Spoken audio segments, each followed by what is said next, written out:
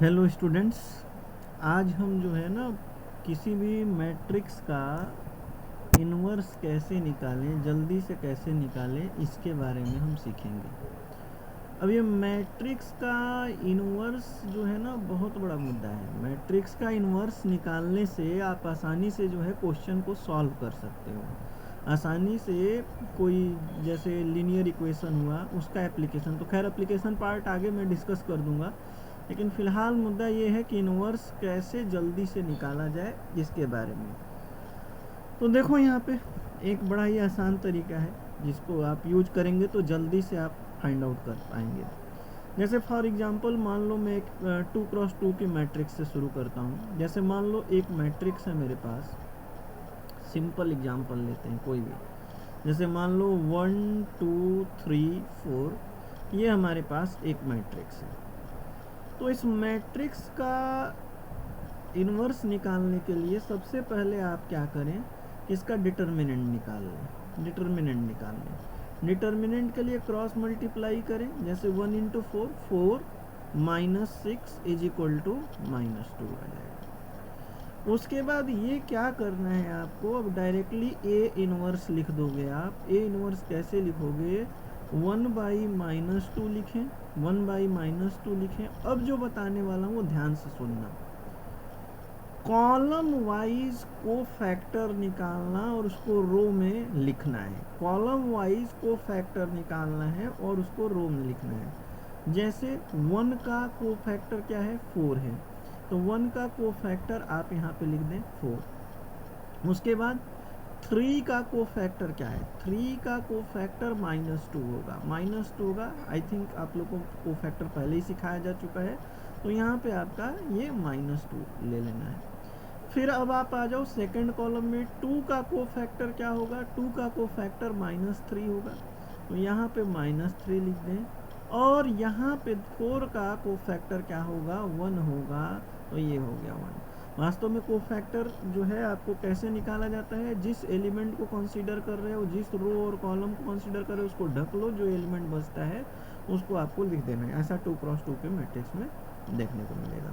तो ये एक 2x2 की मैट्रिक्स एग्जांपल, ये आपका इन्वर्स यहाँ पे कंप्लीट हो गया।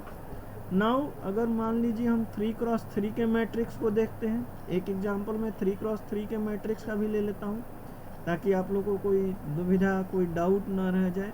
तो चलो देखते हैं। सपोज दैट हमारे पास कोई एक मैट्रिक्स है 3x3 का, एक एग्जांपल ले लेते हैं। सपोज दैट मैट्रिक्स ए है 0 1 2 3 4 5 6 7 और 9। मान लीजिए इसी का निकालना है, तो सबसे पहले क्या करेंगे, पहला काम डिटर्मिनेंट अगर 0 हो गया तो उसका इन्वर्स नहीं निकलेगा।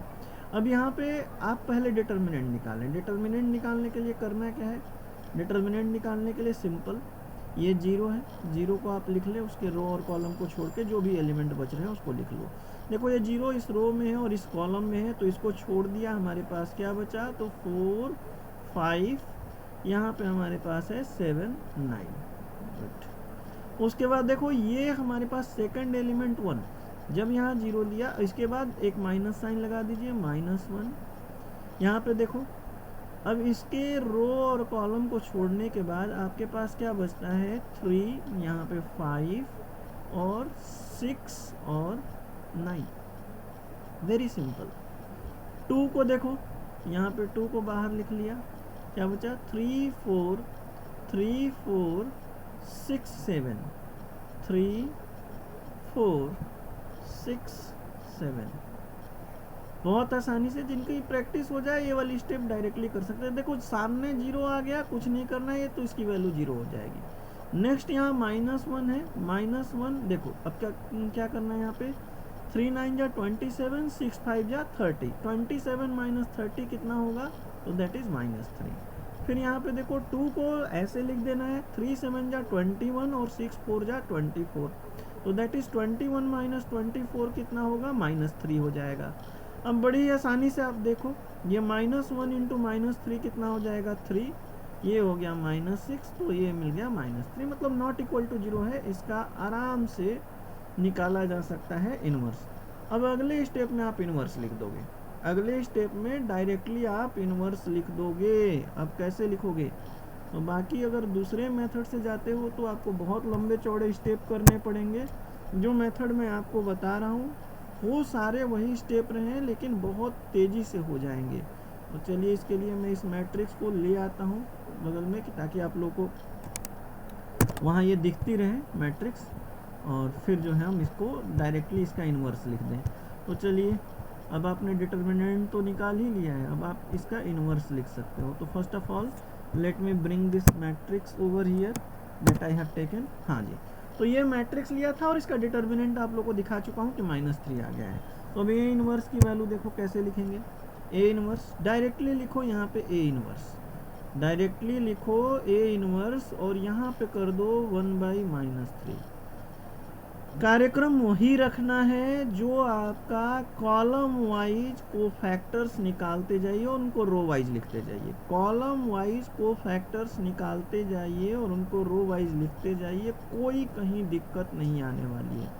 जैसे देखो यहाँ 0, ये 4 9 जा 36, 7 5 जा 35, तो ये कोफैक्टर कितना आ गया इसका 1 3। अब यहाँ पे देखो साइन कन्वेंशन की बात आती है तो परेशान हो जाते हो तुम लोग, तो ध्यान देना, यहाँ पे प्लस, यहाँ पे माइनस, यहाँ पे प्लस, यहाँ पे माइनस, यहाँ पे प्लस, यहाँ पे माइनस, यहाँ प्लस, यहाँ माइनस और यहाँ प्लस।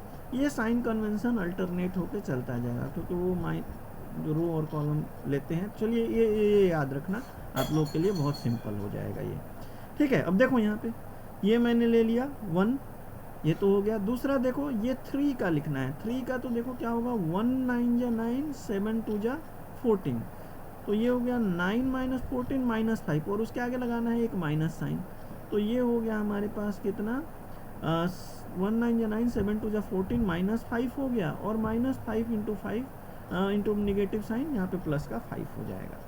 समझ में आ रही है बात। इसके आगे, इस -5 के आगे एक माइनस लगा हुआ है। सिमिलरली अब 6 का ले लो, ये 6 है, 6 का माइनर क्या होगा, 6 का माइनर ये 1 2 4 5 ये होगा। अब ये 6 का कोफैक्टर भी आपका यही होगा, क्योंकि प्लस साइन लगा हुआ है। तो देखो 1 5 जा 5, 4 2 जा 8, मतलब 5 - 8 कितना हो जाएगा, -3 हो जाएगा। देखो मैं कॉलम वाइज फाइंड आउट कर रहा हूँ, इसको रो में लिखते जा रहा हूँ। तो this is one of the easiest method that you can apply here. अब देखो नेक्स्ट देखते हैं, सेकंड कॉलम के लिए शुरू करते हैं 1। यहाँ ध्यान देना माइनस साइन है, तो अभी हम इसके लिए देखेंगे। तो 3 9 जा 27, 6 5 जा 30, -30।